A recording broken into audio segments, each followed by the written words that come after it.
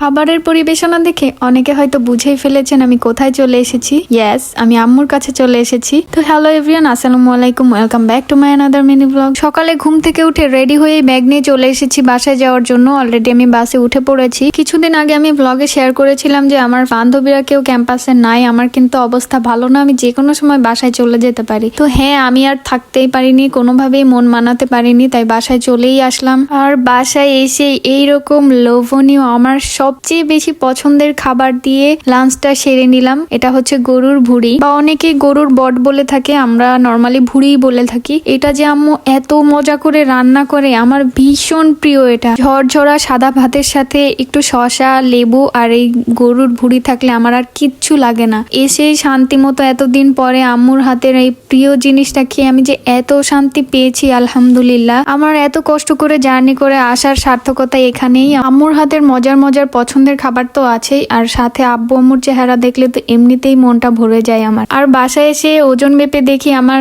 2.5 KG মতো weight loss হয়েছে। এটা দেখে তো আমার আম্মুর মাথা নষ্ট হয়ে গিয়েছে। তার এখন একটাই গোল, কিভাবে আমাকে সারাদিন খাবারের উপর রাখা যায়। একটার পর একটা খাবার আনতেই আছে। আর বাসায় যাওয়ার পর যদি কারো মাথা তেলে চুপচুপ করে, তাহলে বোঝা যাবে যে বাসায় তার আম্মু আছে। যদিও আমার চুলে সেইভাবে তেল দেওয়া হয় না, তো অনেকদিন পর আম্মু তেল দিয়ে সুন্দর মতো ম্যাসাজ করে দিল, অনেক ভালো লাগছিল। তো এই ছিল আমার আজকের মিনি ব্লগ। সবাই ভালো থাকবেন, সুস্থ থাকবেন, আল্লাহ হাফেজ।